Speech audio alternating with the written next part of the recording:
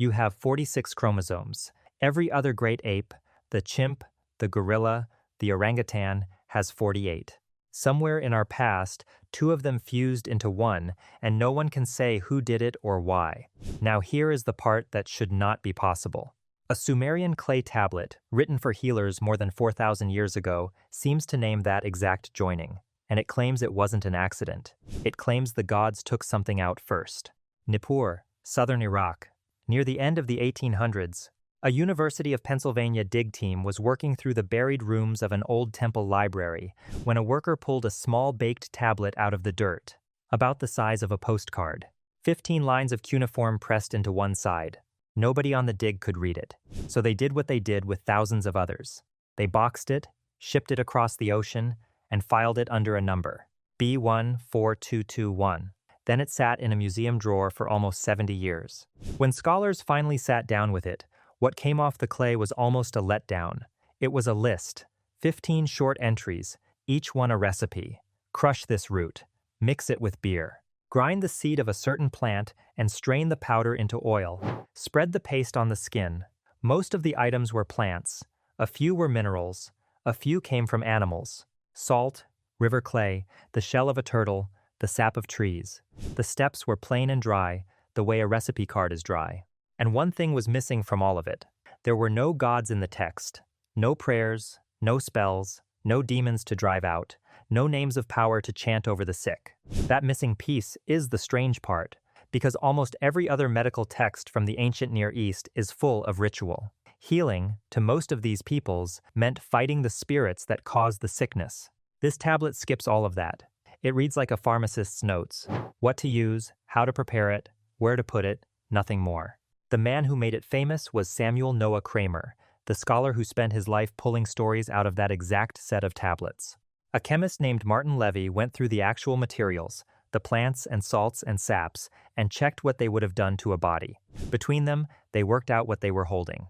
The oldest known book of medicine on the planet, older than the famous Egyptian medical scrolls by several hundred years, older than the Greek doctors by the better part of 2,000 years. A healer in a mud brick city had written down what worked in plain words, and someone had baked it hard enough to last 4,000 years in the ground. And Levy noticed something quiet in the list. A lot of it actually worked.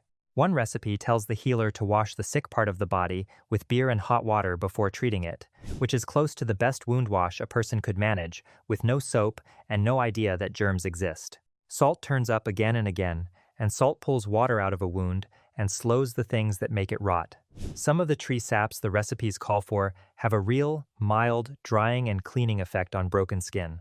These were not lucky guesses dressed up as magic. They were the leftovers of many years of watching what helped and what did not, written down with not a single spirit or curse attached. A working pharmacy, thousands of years before the word pharmacy existed. For a long time, that was the whole story. A quiet note in the history of medicine. The first prescription pad. But the tablet does not act the way a prescription pad should.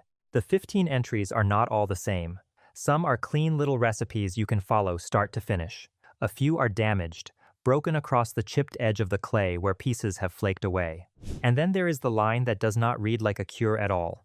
It does not tell you what to crush or where to spread it. It describes a body. Or rather, it describes something inside a body. Something that had been, in the careful reading of the translation, joined together, two things made into one thing, and set right beside that joining, a second idea. Something that had been taken away before the two could be joined, a piece removed so the join would hold. Read it as medicine, and it makes no sense. You do not weld two organs into one to bring down a fever. Read it as a stray piece of a creation story, and it sounds like a tale that wandered into the wrong text and got copied by mistake. But read that same line a third way, with what we now know about our own cells, and the hair on your arms stands up, because that is, almost step for step, the story of human chromosome 2. Pay attention to this next part, because it is the detail that explains everything that follows. Let me make this simple. Inside nearly every cell in your body is a full set of instructions, wound up tight into shapes called chromosomes. You got one set from your mother and one from your father. 23 from each. 46 in total. That number is not random, and it is not loose. It is one of the steadiest facts about being a human being. We all carry it. We have carried it for as long as there have been people at all. Now look at the animals closest to us: chimpanzees, bonobos, gorillas, orangutans. Every single one of them carries 48 chromosomes, 24 pairs, not 23. This is not a small counting difference. The number of chromosomes is usually a hard wall between species. Get it wrong and a cell cannot copy itself right. So the obvious question hangs there. How did the branch of the family that became us drop a whole chromosome and survive? The answer, put together by gene scientists over the last 40 years, is that we did not lose one. We fused two. It started as a hunch.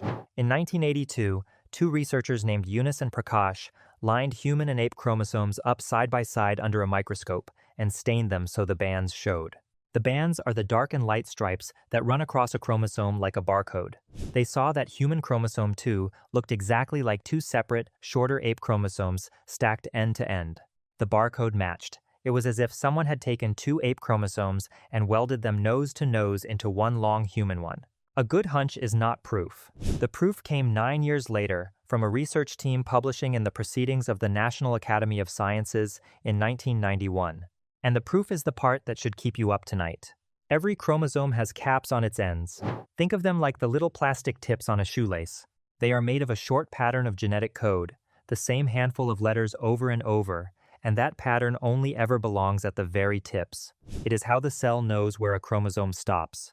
The team found that exact tip pattern sitting in the middle of human chromosome 2, not at the ends, where it belongs, buried in the center. And it was doubled, pointing in two directions at once, head to head, as if two sets of tips had crashed into each other and frozen.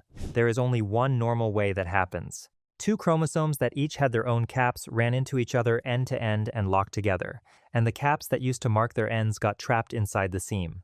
That's not a typo, by the way. The scar is real. You can see it. It sits in a part of the chromosome that gene scientists call 2q13. There is a second scar, too. Every chromosome has a single control point near its middle, the spot the cell grabs onto when it pulls the chromosome apart to make a copy. One chromosome, one control point. But human chromosome 2 has two of them, one that works and a second one, silent and switched off, sitting exactly where the second ape chromosome's control point would have been, a leftover. A part that once ran something, switched off and left in place, because tearing it out would have done more harm than simply shutting it down. For a while, this sat on the edge of being sure. The microscope work and the trapped caps were strong, but a doubter could still pick at the details. Then the tools got sharper. In 2002, a team in Seattle zeroed in on the joining spot and read it letter by letter, mapping the exact place where the two ancient chromosomes met nose to nose. 3 years later, when the full code of human chromosome 2 was finally laid out and gone through, researchers went hunting for the second scar, the silent control point, and they found it. A stretch of roughly 36,000 letters of code sitting further down the chromosome at a spot called 2q21, carrying the clear fingerprint of a control point that had been switched off and left to rot. Not a hunch anymore. A specific spot you can point to. The joining in one place, the silenced and abandoned part in another. Both of them written into the chromosome in a form that does not wash out. So here is what the gene science actually says, put in plain words. Two things were joined into one. And in the joining, the parts that no longer fit, the spare caps and the spare control point, were trapped, silenced, or left behind. A joining and a removal. Now go back and read that line on the clay again. Two things joined into one, a piece taken away so the join would hold. This is the part most people miss, because the two halves of it live in different worlds. I want to be straight with you about what we are and are not looking at, because this is exactly where it would be easy to lie. The tablet does not contain the word chromosome. It does not contain the word DNA. Those ideas did not exist for another 4,000 years, and no Bronze Age healer was looking through a microscope. What the tablet holds is a description, written in the only language a Sumerian healer had, of something inside the human body that was made by joining two into one after a part was taken out. The match to chromosome 2 is something a careful reader notices. It is a reading, not a drawing. Anyone who tells you the Sumerians drew a picture of a chromosome is selling you something. But the reading is there, and the thing it lines up with is not a guess. It is sitting in your cells right now, in every one of them. Step back and look at the whole shape of this, because it runs deeper than one line on one tablet. The Sumerians left behind a flood of writing about where human beings came from, and almost none of it sounds like the gentle creation stories we are used to. Their version is cold, practical, like a factory. In the text we call the Atrahasis, the gods are simply tired of doing their own hard labor. They are digging canals and hauling earth, and they have had enough. So they decide to build a worker to do it for them. The god Enki and the mother goddess take clay, mix it with the blood of a god they have sacrificed for it, and shape a being from it. Humans, in this telling, are not loved into being. They are made to a plan, built for a job. And in another Sumerian text, the one scholars call Enki and Ninmah, you get the part that should stop you cold. It describes the making of humans as trial and error. The goddess Ninmah shapes one broken version after another, a human who cannot hold back its urine, one whose eyes do not work, one whose hands shake and cannot grip, one who cannot have children. For each broken result, Enki has to find a place, a role, a way to fit the mistake into the world. The story is not a single clean act of creation, it is a workshop. A run of failed early models, fixed and reworked until the design finally worked the way its makers needed it to. Sit with that for a second. Long before anyone could see a cell divide, the people of southern Iraq wrote down a version of human beginnings built on two ideas, that we were put together from more than one source, and that the building took several failed tries before it worked. In 1976, a writer named Zachariah Sitchin took this whole body of Sumerian text and argued it should be read as real history. He claimed the gods, the Anunnaki, were a species from another world, and that they built the human gene set by mixing their own makeup with an early creature already living on Earth to make a workforce. I need to be clear here, because honesty matters more than a good story. Sitchin's translations are turned down by nearly every trained expert in the Sumerian language. His reading is one take and a strongly argued one. The common view is that he bent the words to fit the answer he had already picked. When you hear his name, treat it as one man's theory, not as fact. But you do not need Sitchin's version to notice the bare shape of what the original Sumerians actually wrote. Set the spaceships aside completely. What remains is still this. They said humans were made by joining two things. They said the work needed taking out or fixing something to make the joining hold. They said it took more than one try to get a body that worked. And they wrote all of this down thousands of years before anyone on Earth could see a chromosome, let alone watch two of them fuse into one. If that were the only strange thing, you could file it away as chance and move on. But there is a second piece, and it is the reason this is hard to shake. People think the medical tablet and the creation stories belong to separate worlds. One is early science, one is myth. They were not separate to the Sumerians. The same temple libraries that held the recipes held the creation texts. The same scribes copied both, in the same script, often in the same rooms. To them, knowing how to mend a body and knowing how a body had been built were branches of the same knowledge. Both, in their belief, came down from the gods who had made the first humans in the first place. So a healer who wrote that two things inside us had been joined together and a part removed was not writing a poem. In his own mind, he was writing down a fact he had been handed, passed down from the beings who, the stories said, did the joining. And the joining he describes is in your cells as you listen to this.